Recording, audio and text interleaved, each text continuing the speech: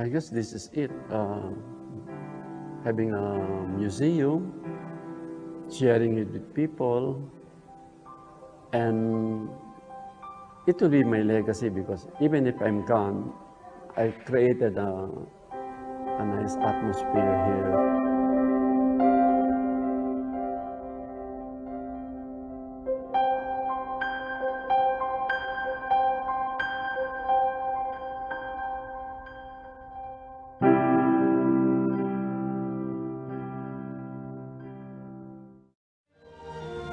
Mga kababayan, bigyang pugay po natin ang mga bagong hirang ng mga pambansang alagad ng sining! Para sa larangan ng sining visual, si Ginoong Benedicto Cabrera!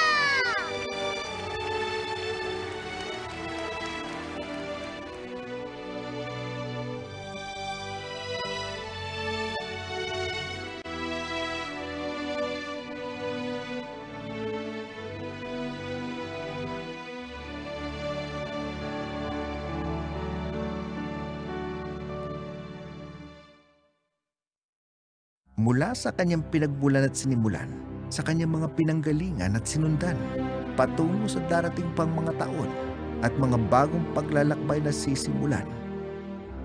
Siya'y higit pa sa hiwaga, hiraya at halaga ng kanyang sining.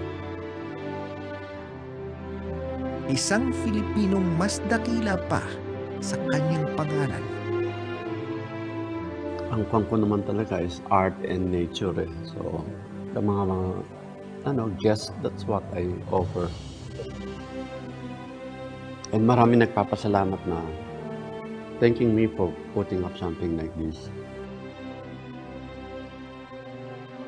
Benedicto Cabrera, pambansang alagad ng sining. Sagisag, kultura ng Pilipinas.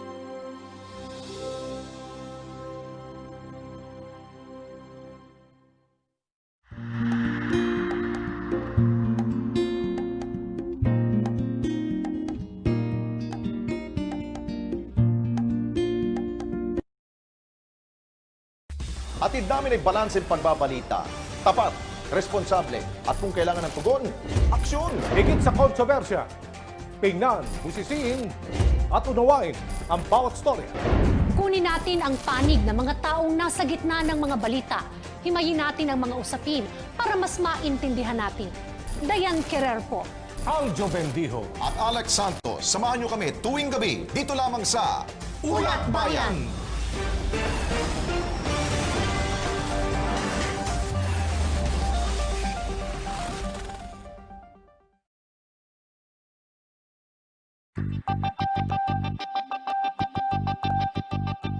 Pinangalagaan nila tayo laban sa COVID-19. Pangalagaan naman natin sila laban sa diskriminasyon. Mag-physical distancing, ngunit huwag natin silang pandirihan. Ang ating mga frontliners ay armado ng personal protective equipment at palagian rin nag-disinfect bago at matapos ng kanilang trabaho. Siguraduhin na meron silang masasakyan. Tulungan natin silang makarating sa lugar ng kanilang trabaho. Lalo na ang ating mga healthcare workers upang mas marami pang buhay ang kanilang maisalba. Itigil ang pananakit sa salita man at higit sa gawa at ipamalas na lamang ang ating suporta. Isa-isip natin ang bigat ng kanilang responsibilidad.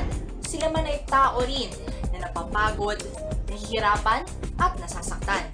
Kung may masaksihang anumang uri ng kalupitan o pananamantala sa ating mga frontliners, mapa-online man or offline, i-report agad ito sa kinauukulan. Ihanda ang katibayan ng ulat at tumawag o mag-text sa National Bureau of Investigation sa mga numerong ito. Basta't sama-sama at laging handa, kaya natin to.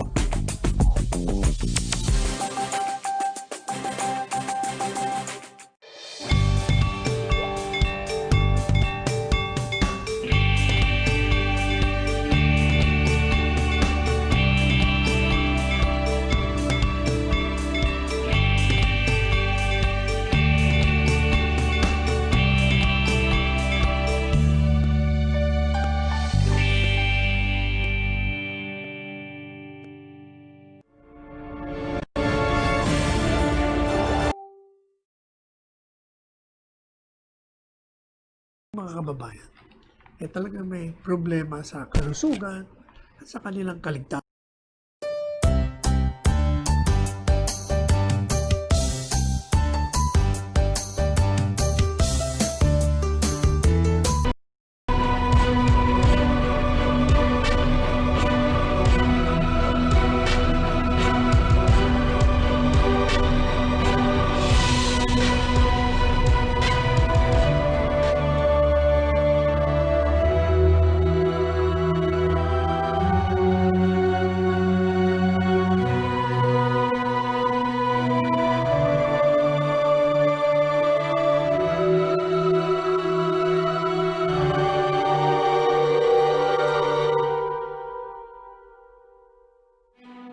Iba't iba man ang anyo ng sining, ay pare-pareho rin ang mga ito na nakapagbibigay inspirasyon at karagdagang kamalayan di lamang sa malikhayang ekspresyon, kundi pati sa pinakadiwa at kahulugan ng buhay. Ito ang paglalakbay sa loob at labas ng mga linya at kulay sa buhay ni Ginoong Cesar Legazpi. Pambansang alagad ng sining biswal.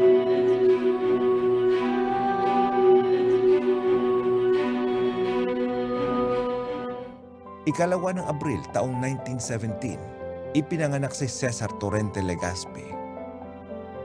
Sa mag-asawang Manuel Legazpi at Rosario Torrente sa Maynila. Nang ika-11 buwan ni Cesar, dinapuan siya ng pneumonia na nauuwi sa empiema. Ang sakit na ito ay siyang nagmarka habang buhay sa kalusugan ni Cesar Legazpi. Habang siya'y nasa ospital, sa kanyang murang isipan, nagsimula siyang gumuhit gamit ang mga pirasong papel at lapis na bigay ng kanyang ama. Isang simulain sa mundo ng pagguhit na kanyang tatahakin sa kanyang paglaki. Pumasok sa Sampaloc, Washington Elementary School ang batang si Cesar at dahil sa hilig sa pagdodrawing, halos mapuno niya ang kanyang kwaderno ng mga larawan. Minsan, siya'y napagsasabihan ng kanyang mga guro kapag siya'y nahuhuling lumilipad ang isipan. Ngunit dahil rin sa kanyang kahusayan sa pagguhit, madalas na ipapaskil ang kanyang mga nilikha at kung minsan pa, ay siya ang naaatasan ng kanyang mga guro na magdisenyo ng pisara. Nang siya'y nag-aaral sa Arellano High School taong 1930, kinulit niya ng kinulit ang kanyang ama na ipadala siya sa art school. Kaya naman matapos ang isang taon, ay tumungo na siya sa Universidad ng Pilipinas upang mag-aral sa School of Fine Arts upang mapaghusay ang sarili sa napiling larangan.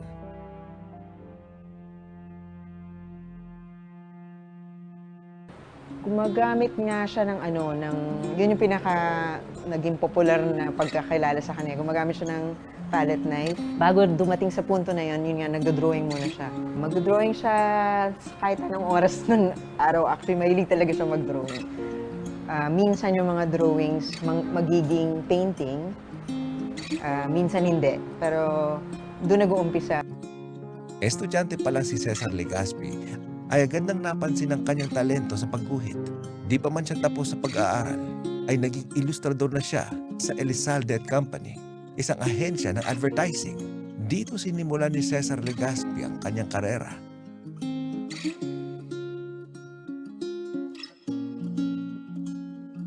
Pupunta sa opisina, mga bandang mga alas 10 ng may arrangement siya sa opisina para maski late siya pumasok, para nakakapagpinta siya sa umaga. Kaya nagpipinta yun hanggang mga alas 9:30, tapos aalis, pupunta sa opisina. So bago kami kumain ng breakfast, nagpe-paint na siya. Tapos aalis siya, pupunta siya sa trabaho niya. Tapos pagbalik niya sa hapon, nagpe-paint uli siya. Tapos pagka Sabado at Linggo, yun lang ang ginagawa niya, painting. So ganun ang ganun yun, ganun ang ganun. And apparently, yung kita niya sa advertising, hindi naman ganun kalaki. Noong kanyang panahon, ang direksyon ng Filipinong sining ay umiikot sa 3 grupo. Ang grupo ng UP School of Fine Arts, ang Edades Mural Movement, at ang grupo ng mga manunulat at pintor ni H.R. Ocampo. Naging mapalad si Cesar Legazpi sapagkat siya ay nagkaroon ng pagkakataon na maging bahagi ng 3. Sa maraming pagkakataon, nakadaupang palad ni Cesar Legazpi ang kapwa niya artista na tulad niya. Minsan humingi siya ng payo tungkol sa pagpinta sa kanyang kaibigan na si Carlos Botong Francisco. Minsan niya rin nakasama si Victorio Edades sa pagpinta ng mural, si Arturo Luz na nakasama niya bilang kapwa scholar sa Madrid, si Vicente Manansala na nakasama niya sa eksibisyon, at isa sa mga pinakamahalagang impluwensya sa kanyang buhay pagpinta, si Hernando Nanding Ocampo. He would really take advantage of those pag binibigyan siyang grant to travel, and he would always sketch, and these sketches ginagawa niya ng malaking painting. From there, he paints it. Alam mo, ang dami-dami niyang bozzetto. Even the masters like Michelangelo and they do a study first before they make the actual masterpiece. So I would see him put a drawing on top of a board, tapos lalagyan niya na yung mga grid yun. Tapos ipoproject na yun. Uso pa no kasi yung opaque projector onto a canvas. Tapos pag na-pencil in na yung drawing niya doon, tsaka pa lang napipintahan. So ang tawag dun sa technique na yung quadricola eh. Kailangan may classical music.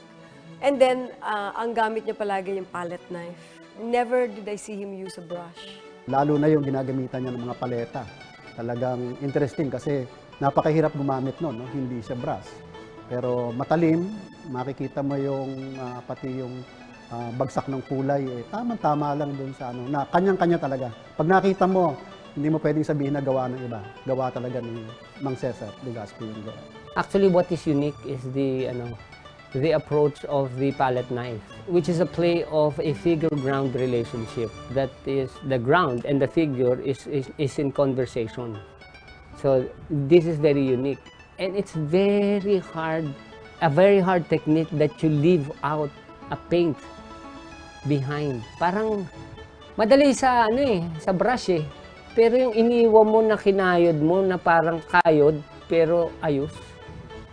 Yun ang mahirap eh. Yung parang his technique was very interesting. And he was doing something to his palette knife. Taong 1942, ika-15 ng Hunyo, nagkaisang dibdib si Cesar at ang kanyang kasintahan sa mahabang panahon na si Vitaliana Calugdan, at nagbunga ang kanilang pagmamahalan ng 5 supling, sina Dennis, Rebecca, Celeste, Alicia at Diana. Wala silang problema sa isa't isa. Ang problema nila yung lola ko sa Cavite. Meron silang bazaar. Ang pangalan nun ay 96 Bazaar. Kasi yung lolo ko was a katipunero. Lumaban siya kasama si Bonifacio. Ngayon, yung papa ko, liligaw-ligaw sa mama ko, mistiso. So galit ang lola ko sa lahat ng mistiso. So hindi siya pinauupo. Nandun lang siya, nakatayo, sumusunod sa mama ko. Ganon. Yun ang problema nila, yung lola ko. Ang time namin together as a family was during the dinner at saka yung mga weekends, mga gano'n. Hindi naman masalita yung father ko eh. Pinta lang ng pinta yun. Ang salita nun sa pagpipinta eh. Halos miyembro ng lahat ng asosasyong pangsining si Cesar Legazpi, at kasama sa mga grupong kanyang sinalihan ang 13 Moderns, kung saan itinaguyod ng grupo ang modernong estilo ng sining, tampok ang mga paksang sumasa ilalim sa lipunang Filipino. Siya ay isa sa mga original na miyembro ng 13 artists, no? Nung 13 Moderns na tinatawag, na kung saan na yung Cultural Center of the Philippines ay meron din ginawang ganung mga gawad na sa mga artists, visual artists, na 13 Artist Award. Bukod sa Art Association of the Philippines, kasama rin si Cesar Legazpi sa hanay ng mga tinaguriang neo-realists. Sila ang mga itinuturing ng mga kawal ng pagbabago sa sining. Ang mga pagpupunyagi ni Cesar at ng kanyang mga kasamahan ang nagbigay daan sa kontemporaryong estilo upang ito'y matanggap ng tradisyonal na lipunang nasanay sa estilong realismo. And I was so privileged to be part of the original Saturday group, and I said I wanted maybe for them to do a painting with the masters dun sa eskwela. And I asked him, can I invite you to do painting with the masters in UP College of Fine Arts, which is his school before? And he said, yeah. And the amazing thing is, I asked him if he can ask maybe the maestros to donate a little artwork so that we can do a fundraising for the university. And they gave.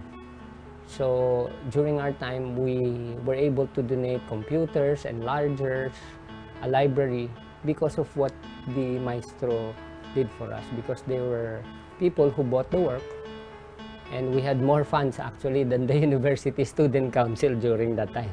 Kasi mga maestros were kind to facilitate on the project of the painting with the master. Very meticulous kasi siya. Kaya konti lang ang works niya eh. Kasi ang tagal niyang ginagawa.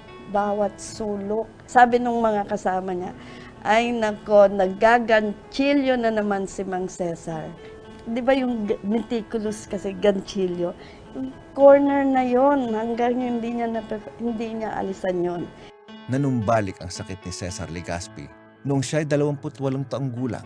Gayon pa man, nagpatuloy siya sa kabila ng kanyang paghihina. Sa kabila ng mga pinagdadaan ng pagsubok pangkalusugan, naisalin niya ang mga kulay nito sa canvas. Na-realize lang niya na colorblind siya nung teenager na siya. Kumakain sila ng something and sabi niya, masarap yung na berde. Sabi ng mga kasama niya, hindi naman berde, pula yan eh. Nung na-realize siya, bakit gano'n? Hindi ko maalam kung ibig sabihin ng colorblind eh. Naintindihan lang namin yun quite recently nung may nagpaliwanag sa amin na hindi naman pala totally colorblind. Merong mga ilang kulay lang. Kaya nga amazing pag nakita mo yung mga painting niya kapareho niyan. Kasi yun yung mga kulay na hindi niya nakikita ng ayos eh. Yung mga pula. Saka mga green. I was using a different color palette already, and we were making a work. And he said, very nice color palette. What did you use? So he will just read the inscription, so he will know and put it and include it there. Refine, no? Napakakinis ng kanyang mga pintura. Kung ikaw ay nag-aaral ng painting, makikita mo paano niya binusisi, no, yung kanyang mga trabaho. Unang-una, na nga siya, no, sinasabi nga nila, colorblind siya. Kaya yun yung malaking pagtataka namin, paano niya naiisip yung mga kulay na pinagtatabi-tabi niya. Yun nga lang, napansin namin na sa pamamagitan ng paggamit niya ng mga malalakas at mahinang kulay, no, yung high contrast, doon lumalabas, parang nagkaroon ng karakter yung trabaho niya. Kanyang Sick Child, Mourners, at The Diggers ay ilan lamang sa kanyang mga obra maestra na nagpapaalala ng kanyang paglaban at napagtagumpayan. Hindi siya kapareho ng yung inaasahan mo sa isang artist na temperamental o kailangan hanahanap ang inspirasyon. Ganyan. Hindi siya ganon. Basta trabaho siya ng trabaho every day. He does not need an inspiration. He does not need moments. Super straight ang lolo ko eh. So, hindi uso sa kanya yung moods. I mean, it probably also came out of being in advertising. Matapos maging scholar ng kultura Hispanica sa Madrid, pumasok siya sa Academy Ranson sa Paris taong 1954. Pagitan ng kanyang trabaho sa ahensya at pagiging ilustrador, tuloy-tuloy sa pagpipinta si Cesar Legazpi at paglikha ng kanyang mga obra sa iba't ibang eksibisyon. Tuluyang nilisan ni Cesar ang mundo ng ahensya taong 1968. At simula noon, inukol niya ang kanyang panahon, oras at enerhiya sa pagpinta.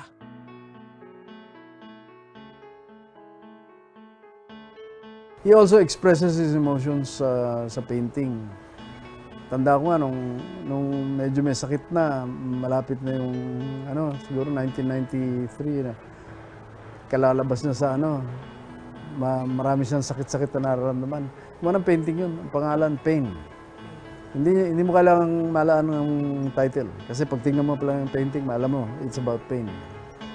Ang estilo ng kubismo ay makikita sa modernong pamamaraan ng pagpinta ni Cesar Legazpi. Ngunit lumiban siya sa anyo ng abstraksyon, habang kanyang tunay na inangkin at isinalin sa katutubong konteksto ng estilo. Binigyan niya ito ng figura at katutubong panlasa sa mga paksang malapit sa kanyang puso. incognito ata yung piece na yun that you see so many things there.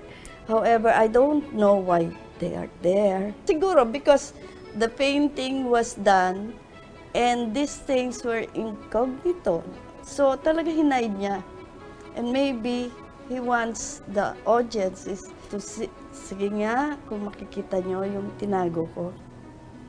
Taong 1963, ginanap ang unang solong ekshibisyon ni Cesar Legazpi sa Luz Gallery. At simula noon ay nagpatuloy sa pagpapamalas ng kanyang mga nilikhang obra sa loob at labas ng bansa, si Legazpi.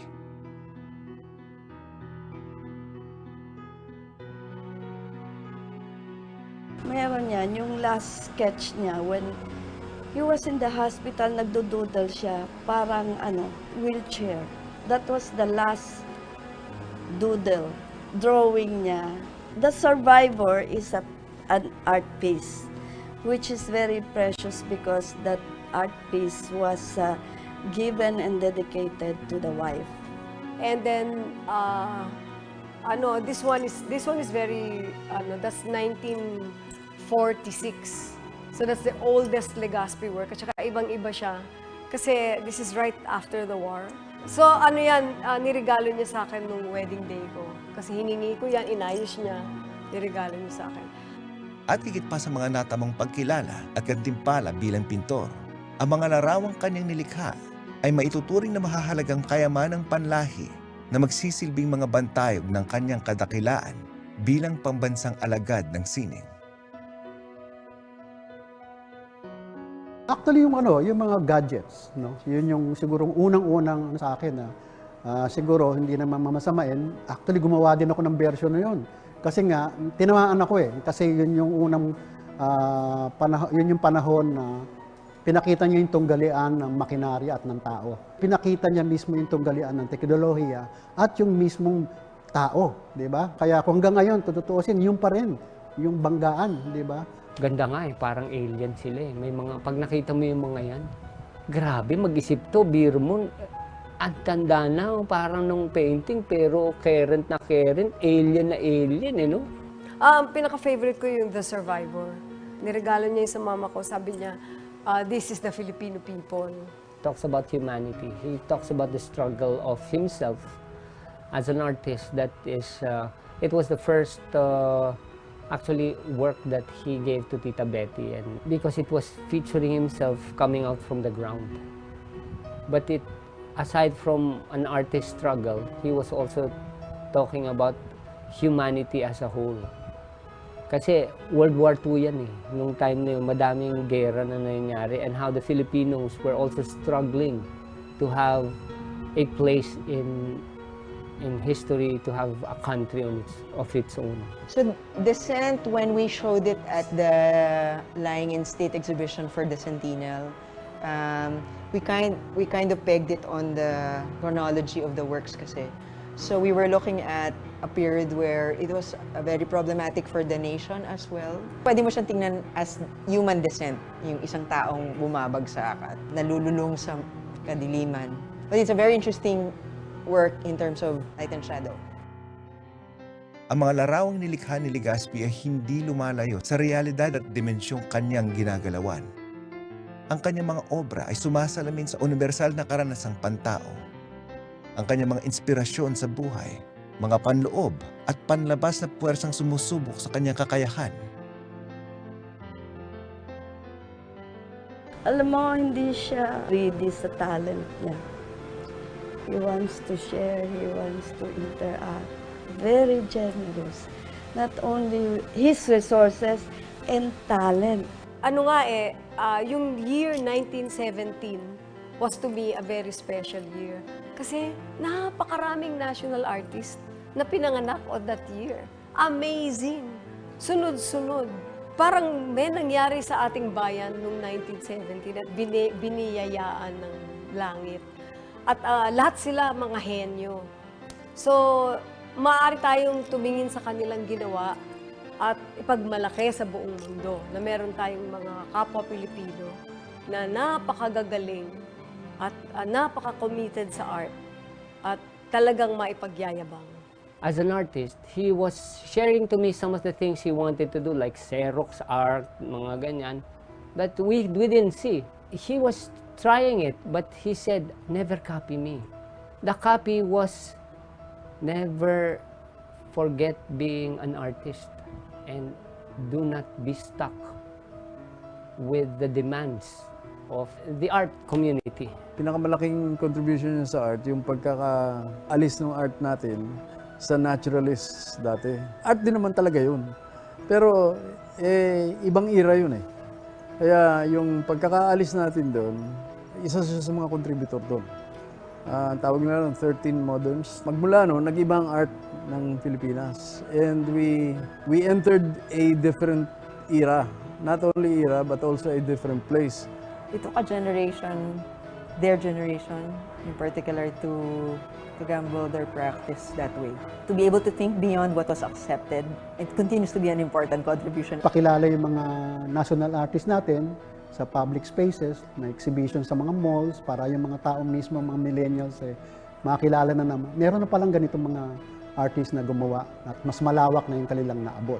No, lalo ngayon in the age of digital artworks na ginagawa ng mga bata, na hindi na actual na kamay ang ginagamit o no, yung manual. No? Yung sample, si Mang Cesar, na sa gawa ng kamay, makikita mo yung likha niya ay napakatindi, na walang ginamit na ibang gadget.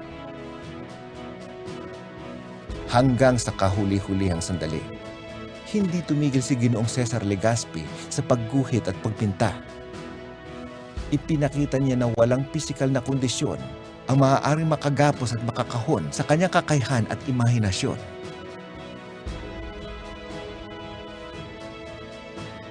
Hanggang matapos ang kanyang paglalakbay sa buhay, ipinakita niya ang kanyang katatagan at lakas. Higit pa rito, pinagtagumpayan niya ang kamatayan sa pamamagitan ng kanyang mga obra maestra. Nalumipas man ang maraming panahon, ang mga kulay na kanyang ipininta ay mananatiling matingkad sa buhay, sa alaala ng mga Filipino.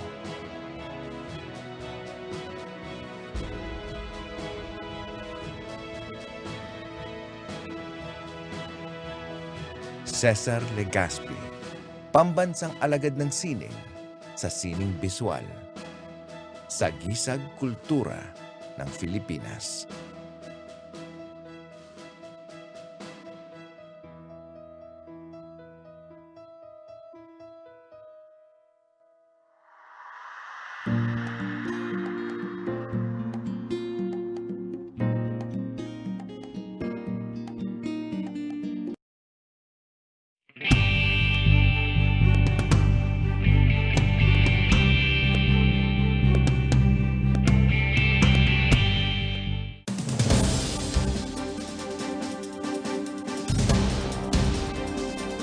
Talaga huwag kayong magkakamali.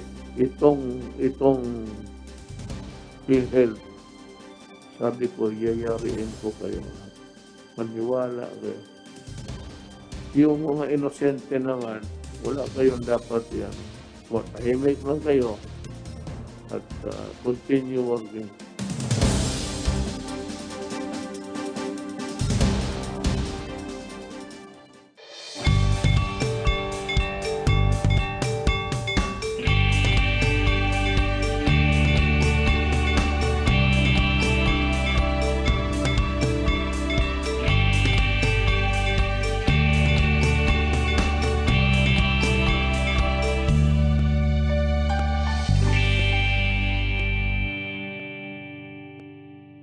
Sa bilis ng takbo ng oras, mahalagang